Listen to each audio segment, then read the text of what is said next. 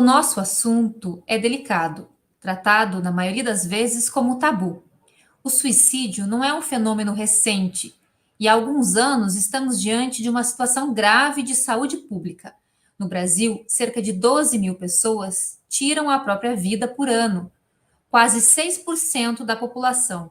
No mundo, são cerca de 800 mil pessoas. O Brasil só perde para os Estados Unidos. Desde 2003, o dia 10 de setembro foi escolhido como o Dia Mundial de Prevenção do Suicídio. No Brasil, a campanha Setembro Amarelo foi iniciada há 5 anos. No mundo, as notificações apontam para um suicídio a cada 40 segundos. No Brasil, a cada 46 minutos, uma pessoa tira a própria vida. Uma realidade devastadora quando se identifica o perfil das vítimas brasileiras. A maioria é homem negro com idade entre 10 e 29 anos. Esses são dados recentes do Ministério da Saúde. Para falar sobre esse assunto, esse podcast convidou a pesquisadora, professora e mestranda do PPG Uniplac, Paloma Borges Pietro. Seja muito bem-vinda. Paloma, a sua pesquisa tem como tema suicídio. Por que você decidiu estudar esse tema? Bom, eu decidi estudar o suicídio, sobretudo porque eu, enquanto uma pessoa que gosto bastante de ler, eu encontrei, sobretudo, dois autores chamados Charles Bukowski e Caio Fernando Abreu. E a partir da leitura desses dois autores, eu me deparei com obras muito interessantes que discorriam sobre a temática referente ao suicídio, falavam sobre a questão da melancolia, da solidão, etc.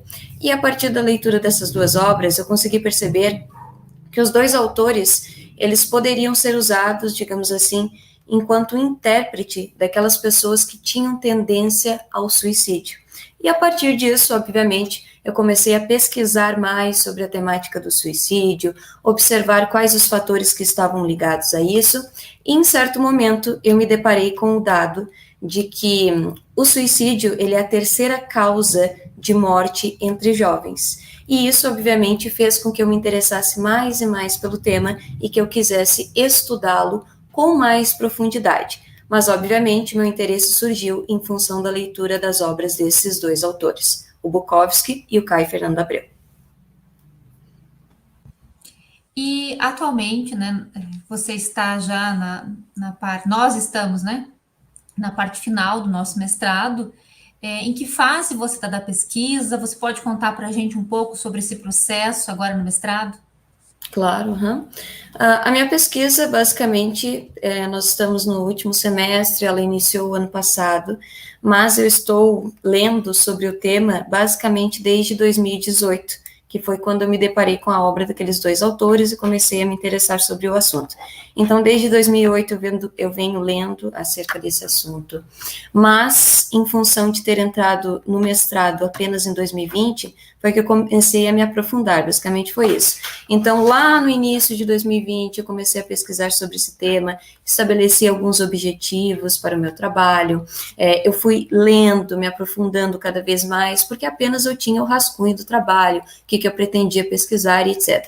E eu fui adentrando em um referencial teórico, sobretudo na linha de Durkheim. Então, um dos principais teóricos do meu trabalho foi Durkheim, que estudou o suicídio, estabeleceu alguns pontos, fez uma relação entre o fato de que esse é um problema social, é um fenômeno social, que precisa, obviamente, ser combatido por toda a sociedade, não é apenas um caso isolado, é um problema que demonstra, digamos assim, o estado social. Então, ele dizia que se a sociedade está doente, o indivíduo também está doente, e assim ele viria a cometer o suicídio. Então, a partir dessas leituras mais aprofundadas, eu fui formando um referencial teórico um pouquinho mais encorpado, isso já o ano passado, e, além disso, eu me deparei com outro autor chamado Carl Jung, que é um autor mais relacionado à psicanálise, etc., que ele trouxe uma contribuição referente a um conceito que é a empatia.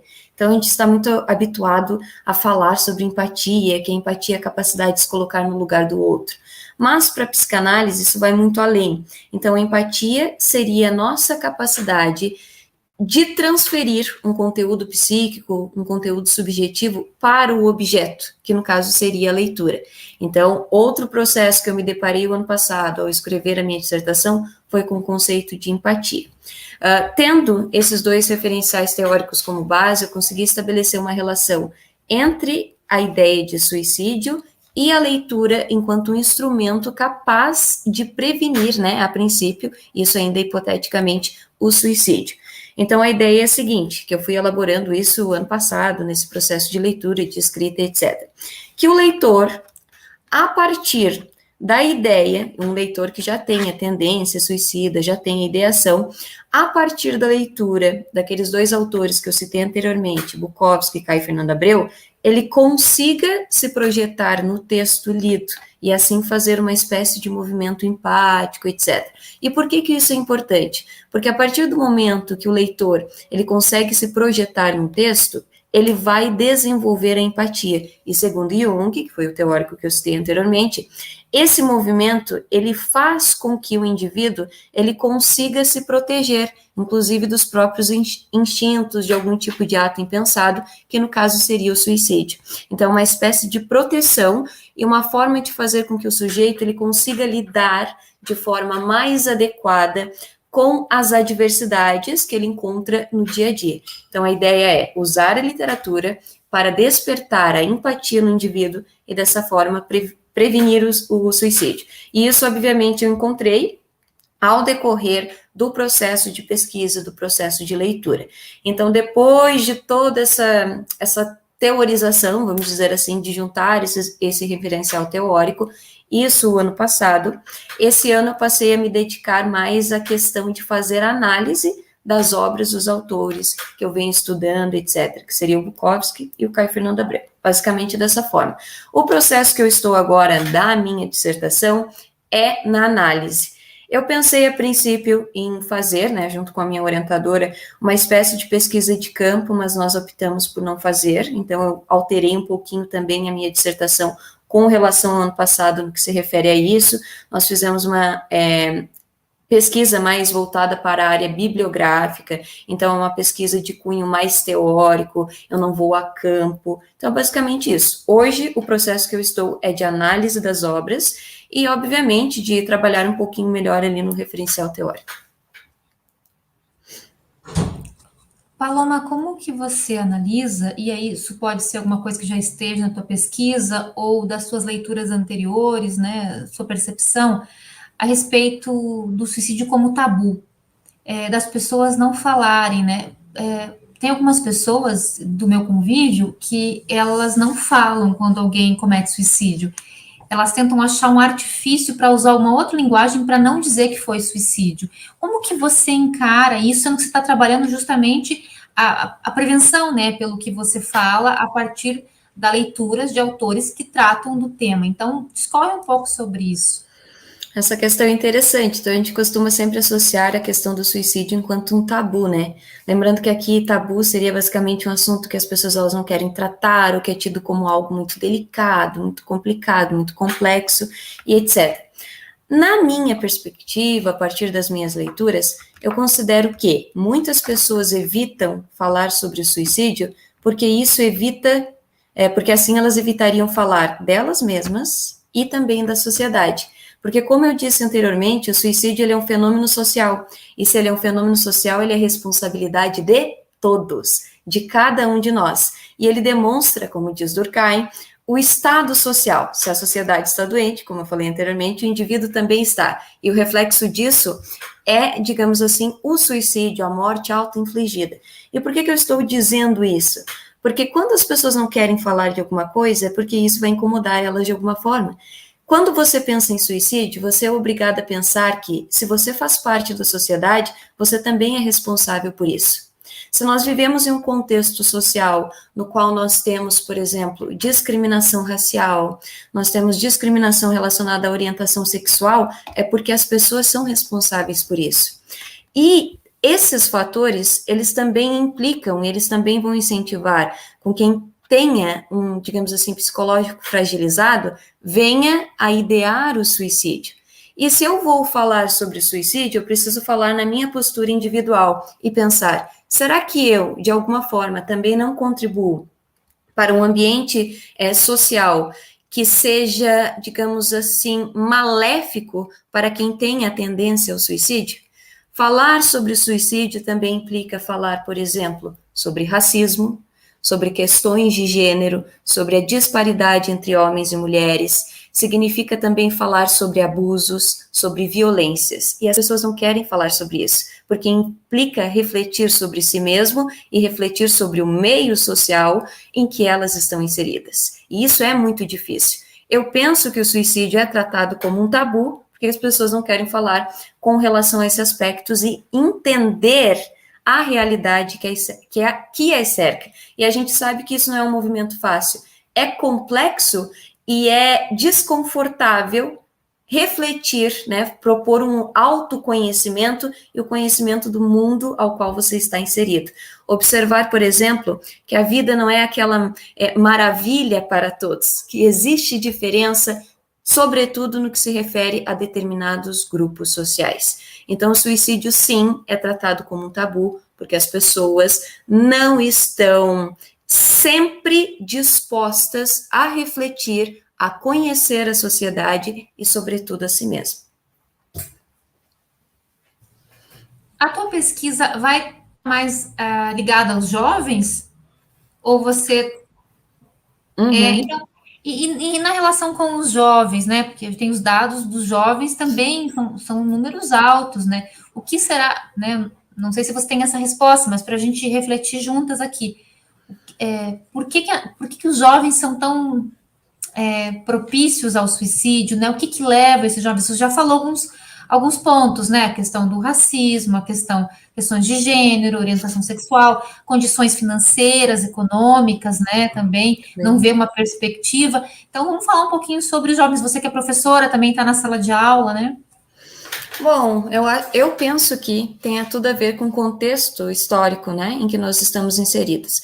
Então, por exemplo, nós vivemos em um contexto onde as relações elas são frágeis, até como a gente trata bastante no mestrado, né, a gente tratou o ano passado referente ao Bauman, então nós vivemos em um contexto histórico no qual a gente não tem aquele vínculo com as outras pessoas, nós vivemos em um contexto histórico que ele é baseado sobretudo em uma lógica do mercado que vale a competitividade, a gente não pensa no outro, uma perspectiva mais individual, e é óbvio que tudo isso vai fazendo com que as pessoas elas fiquem mais e mais retraídas, vai fazendo com que as pessoas elas desenvolvam certa ansiedade social, fobia social. Nós também estamos em um contexto histórico no qual é muito valorizado, por exemplo, um padrão inatingível de beleza, um padrão específico na internet, e a internet também é um ambiente que em função de a gente ter muitas bolhas, assim, ter aquele tipo de comportamento e um discurso que é de ódio e muitas vezes é confundido com liberdade de expressão, faz com que os indivíduos eles sejam mais suscetíveis ao suicídio. Então, imagine, um jovem que está em um processo de formação, aqui eu falo em formação humana e desenvolvimento até do psicológico, e ele se depara com um contexto completamente difícil de se lidar em função de todos esses aspectos que eu citei anteriormente. Então, é um ambiente no qual não se tem vínculo, um ambiente de competitividade, um ambiente de discurso de ódio. Então, imagine isso para quem está em um processo de formação e, sobretudo, de desenvolvimento. É claro que esse tipo de contexto histórico, esse tipo de realidade em que nós estamos inseridos, vai fazer com que esse jovem desenvolva uma tendência ou uma ideação suicida. Não sei se quem vai ouvir a gente lembra também, quem vai assistir, mas teve um caso bem recente do filho de uma cantora, só não me lembro o nome dela agora, que ele cometeu suicídio em função de comentários homofóbicos que ele recebeu nas redes sociais. Então é justamente isso. É também consequência desse discurso de ódio que é naturalizado na nossa sociedade e que vai prejudicando os indivíduos também. Eu acredito que é tudo em função da realidade em que nós estamos inseridos. Não sei se respondi. Respondeu, sim, e faz a gente pensar, refletir, e por isso que é importante falar sobre isso, para também ficarmos atentas, né, à sociedade, as pessoas que estão próximas da gente, né, como que nós estamos vivendo, né, que tipo de sociedade a gente quer, porque também a sociedade é feita por nós, então as mudanças devem ser feitas por nós, né, nós temos um papel ativo, né, não um papel só de observar, né. O que mais, para a gente encerrando a entrevista, o que mais você destacaria, assim, que você acha importante deixar a respeito do tema da tua pesquisa? Se você quiser deixar, de repente, uma indicação de alguma coisa, assim, de uma obra, fique bem à vontade, tá? Uhum. Eu gostaria de destacar que, às vezes, as pessoas me perguntam bastante, como que a gente faz para ajudar, por exemplo, alguém que eu acho que tenha tendência suicida, por exemplo. Eu penso que, até em função das leituras que eu fiz, dos autores que eu estudo, que essas pessoas que desenvolvem um comportamento assim, isso não é uma regra, obviamente, elas estabelecem, digamos, uma certa relação com a melancolia, com a solidão. Então, alguns têm mais uma tendência a não se excluir, ou a ser excluído, ou não conseguir socializar de uma forma adequada, ou ficar assim mais retraído, não consegue se comunicar de uma forma adequada. Então, por exemplo, se eu me deparo com alguém assim, no meu ambiente de trabalho, na instituição de ensino na qual eu estudo, o ideal seria propor um ambiente, isso não espera de ninguém, propõe você um ambiente no qual a gente consiga incluir essas pessoas.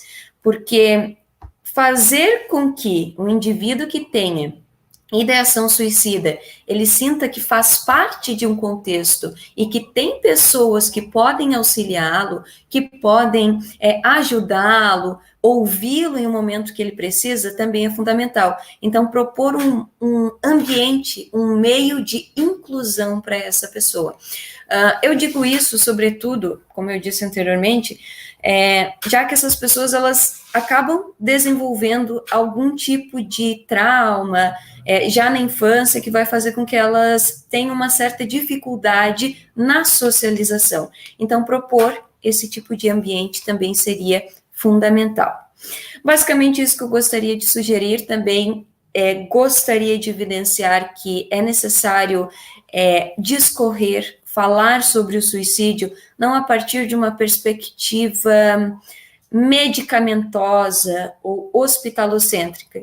Então, quando se fala em prevenção do suicídio, a gente fala muito em, vamos internar essa pessoa, vamos propor um tipo de medicamento. E não é só isso. A prevenção do suicídio não envolve só um tratamento medicamentoso, segundo as pesquisas que eu li. Envolve, sobretudo, uma prática integral de diversos profissionais. Então, não é só a área da saúde que pode falar sobre o suicídio ou que pode fazer um projeto de prevenção. Todos nós, de alguma forma, podemos contribuir. Então, falar sobre o suicídio não é falar em um modelo hospitalocêntrico, é propor uma espécie de prevenção que una um educador, o professor, que una profissionais da saúde, jornalistas, o pessoal da área do direito, todos podem falar sobre esse assunto e propor maneiras de prevenir o problema. E, além disso, também destaco que falar sobre o suicídio, nós não podemos, digamos assim, falar a partir de uma perspectiva sem fundamentação teórica. Então, falar sobre o suicídio envolve saber os dados, compreender o assunto, fazer leituras acerca disso, porque senão a gente vai cair, obviamente, no senso comum. E, por exemplo, eu posso emitir um ponto de vista dizendo que um suicida é uma pessoa desocupada, uma pessoa ociosa, uma pessoa preguiçosa, e isso é algo, evidentemente, que vai contribuir para que a sociedade não observe e não encare o problema de frente. Nós temos de falar sobre a dor, entender que tem pessoas que não vivem da mesma forma como a nossa, que não observam a vida da mesma forma que a nossa, por ter sofrido algum tipo de trauma, por não ter, por exemplo, socializado da forma como deveria quando era criança. Então, entender o suicídio não a partir apenas daquilo que a gente ouve. Isso também em determinadas mídias, na internet, até mesmo na televisão. Entender o suicídio buscando dados, compreender essas pessoas, ler bastante, ler autores, poetas, escritores que tinham essa tendência, para que a gente entenda como essas pessoas pensam. Não entender alguém discursando sobre o suicídio, mas entender o suicida em si. Entender uma obra em primeira pessoa. Entender como pensa e quais são os sentimentos dessas pessoas. Era isso. Paloma, muito obrigada pela entrevista, também pela tua reflexão, que nos auxilia muito, né? Faz a gente pensar uma outra perspectiva a respeito do tema e de várias coisas que você falou, você sempre se destacando, né? Sempre aí nos deixando muito contente de ser colega, né, do mestrado. Tamanho é o teu conhecimento, né, e a tua facilidade com que você passa isso para a gente, né? Eu te agradeço muito, então, a tua disponibilidade. E esse podcast fica por aqui e a gente se encontra na próxima, tá bom, pessoal? Tchau, tchau.